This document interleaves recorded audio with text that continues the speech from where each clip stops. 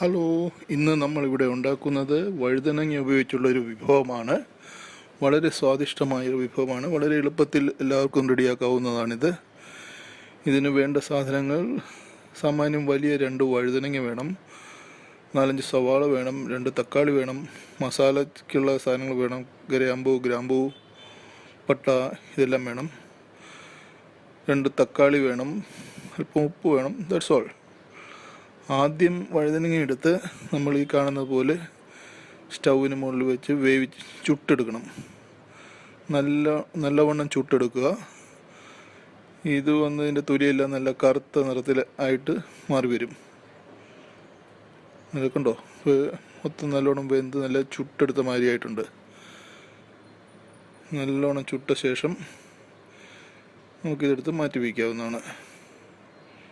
നല്ലോണം ചുട്ട് കണ്ടോ, നേരത്തെ ചുട്ട ഒരു വഴുതനങ്ങയാണ് ഇപ്പോൾ കാണിക്കുന്നത്. ഇത് നല്ലോണം ചുട്ട് അവിടെ നിന്ന് എടുത്ത് മാറ്റി വയ്ക്കുക.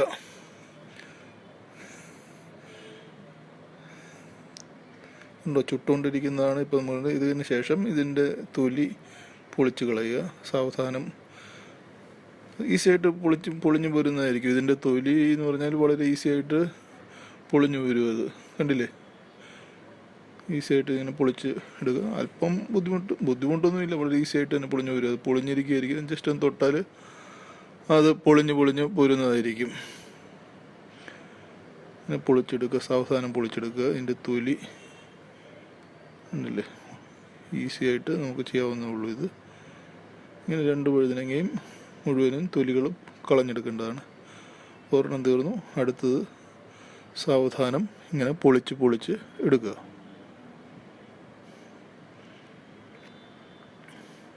ചൂടുണ്ടാവും, കൈ പൊള്ളാതെ സൂക്ഷിക്കുക. വഴുതനങ്ങ 5 മിനിറ്റ് കഴിഞ്ഞിട്ട് എടുത്ത് തൊണ്ട് കളഞ്ഞാൽ മതി, അപ്പോൾ കൈയൊന്നും പൊള്ളില്ല. സാവധാനം പൊളിച്ച് ഇങ്ങനെ എടുക്കുക. മൊത്തം പൊളിഞ്ഞ് കിട്ടും. ഇത് ഈസിയായിട്ട് തന്നെ പൊളിഞ്ഞ് കിട്ടും. അതിനധികം ബുദ്ധിമുട്ടൊന്നുമില്ല, വളരെ ഈസിയായിട്ട് ചെയ്യാവുന്നതേ ഉള്ളൂ. ഇത് കണ്ടില്ലേ, ഇപ്പോൾ ഇതിങ്ങനെ തൊണ്ട് കളഞ്ഞ് എടുക്കുക.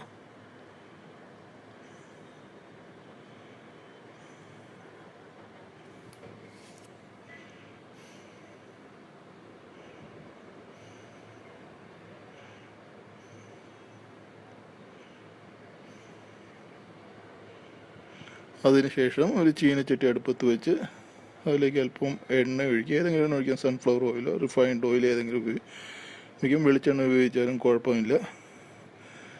ഇതിലേക്ക് നമ്മൾ ഇട്ട് കൊടുക്കുന്നത് എന്തൊക്കെയാണെന്ന് കാണുക. വെളിച്ചെണ്ണ നല്ലവണ്ണം ചൂടായി വരുന്നുണ്ട്. ഇതിലേക്ക് നമ്മൾ ആദ്യം ഈ മസാലയ്ക്ക് വേണ്ടി വെച്ചിരിക്കുന്ന കറുവപ്പട്ട, ഗ്രാമ്പൂ, കറുവപ്പട്ടയുടെ ഏലക്കായ, ഈ സാധനങ്ങൾ ആണ് ആദ്യം ഇടേണ്ടത്. എണ്ണ നല്ലോണം ചൂടായിട്ടുണ്ട്. ഇതിലേക്ക് നമുക്കിപ്പോൾ ഈ മസാലയ്ക്ക് ആവശ്യമുള്ള സാധനങ്ങൾ ചേർത്ത് കൊടുക്കാം.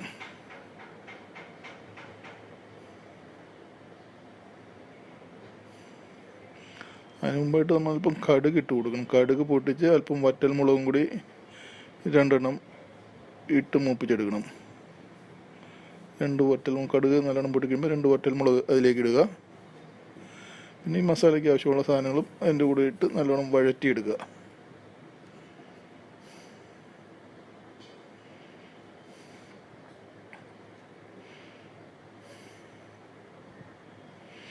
ഇത് വഴന്ന് കഴിയുമ്പോൾ നമ്മൾ അരിഞ്ഞു വെച്ചിരിക്കുന്ന സവാള, ഇഞ്ചി, വെളുത്തുള്ളി, പച്ചമുളക് ഇതെല്ലാം ഇതിനോട് ചേർത്ത് നല്ലോണം വഴറ്റിയെടുക്കണം.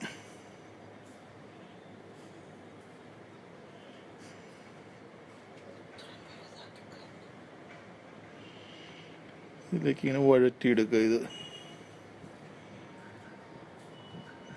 ഇതിലിപ്പോൾ ചേർത്തിരിക്കുന്നത് സവാള, മസാലയ്ക്കുള്ള കൂട്ടുകൾ, പച്ചമുളക്, വെളുത്തുള്ളി, ഇഞ്ചി, വറ്റൽമുളക്, ഇത്രയും സാധനങ്ങളാണ് ഇതിലിപ്പോൾ ചേർത്തിരിക്കുന്നത്.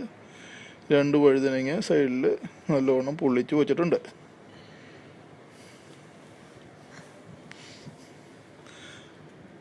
ഇപ്പോൾ കാണാമല്ലോ, എണ്ണയിൽ ഇങ്ങനെ മൂത്തുകൊണ്ടിരിക്കുകയാണ് ഉള്ളി സാധനങ്ങൾ.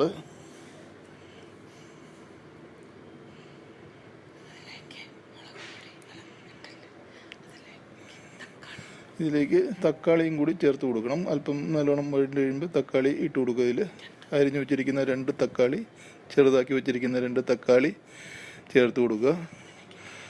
അല്പം ഗരം മസാല ചേർത്ത് കൊടുക്കുക. ഇതിലേക്കിപ്പോൾ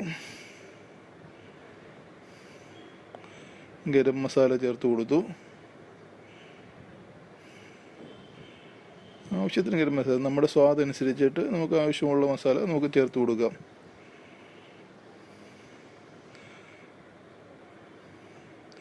ഇതിനുശേഷം അല്പം മഞ്ഞൾപ്പൊടി, അല്പം മുളക് പൊടിയും ചേർക്കാം. ഇതിൻ്റെ പുറകെ തന്നെ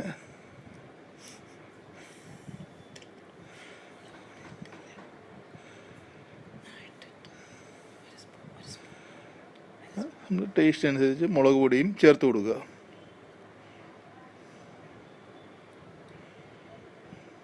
നല്ലോണം ഇളക്കി മിക്സ് ചെയ്ത് യോജിപ്പിക്കുക. ഇത് ഇപ്പോൾ തക്കാളിയൊക്കെ നല്ല വെന്ത് ഉടഞ്ഞ് ചേരും. അതിൻ്റെ കൂട്ടത്തിൽ നല്ലോണം മിക്സ് ചെയ്തെടുക്കുക.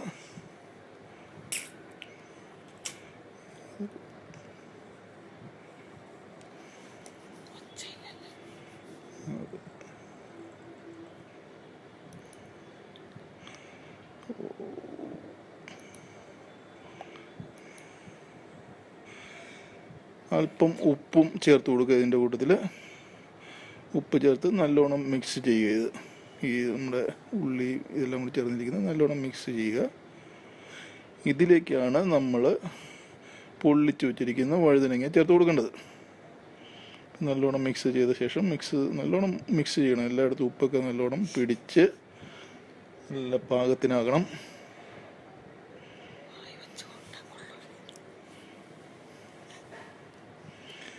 ഇതിലേക്ക് നമ്മൾ പൊള്ളിച്ച് വെച്ചിരിക്കുന്ന വഴുതനങ്ങ ചെറിയ കഷ്ണങ്ങളായിട്ട് ചേർത്ത് കൊടുക്കാം. നല്ലോണം ഉടച്ച് ചേർക്കുക. ഇതിൻ്റെ കൂട്ടത്തിൽ കയ്യിൽ കൊണ്ട് തന്നെ ഞെക്കി ഉടയ്ക്കാവുന്ന കേസുള്ളൂ. വഴുതനങ്ങ നല്ലവണ്ണം വെന്തതായത് കാരണം വേഗം ഇത് ഉടഞ്ഞ് ചേരും. ഇതിൻ്റെ കൂട്ടത്തിൽ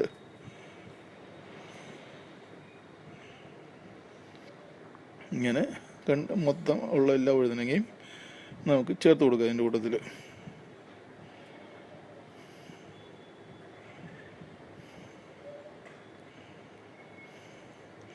നല്ലോണം യോജിപ്പിക്കണത്. ചെറിയ ഉടച്ചുടച്ച് നല്ല മിക്സ് ആവണം. ഇതെല്ലാം കൂടി നല്ലോണം യോജിക്കണത്.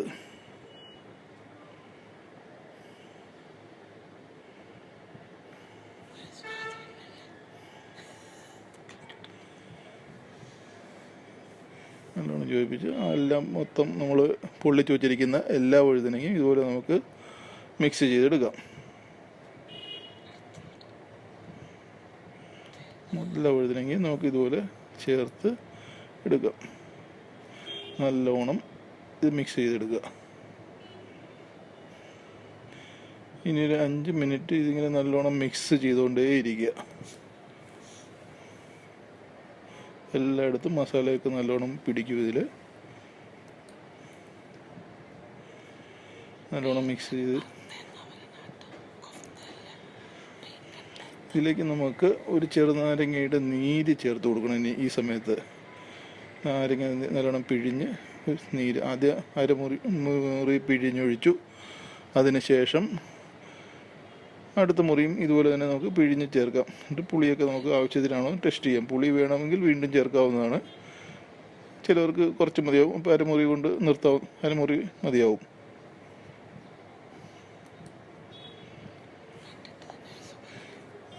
ഇതെല്ലാം ചെയ്ത് കഴിഞ്ഞ് നമുക്കൊരല്പം ഒരു നുള്ളു പഞ്ചസാര ഇതിൻ്റെ കൂടെ ചേർത്ത് കൊടുക്കുക. ഇതിൻ്റെ ടേസ്റ്റ് എല്ലാം ഒന്ന് ബാലൻസ് ആവാൻ വേണ്ടിയിട്ട് ഒരു നുള്ളു പഞ്ചസാരയും ഇതിൻ്റെ കൂടെ ചേർത്ത് കൊടുക്കാം. നല്ലോണം മിക്സ് ചെയ്ത് യോജിപ്പിക്കുക. ഇതെല്ലാം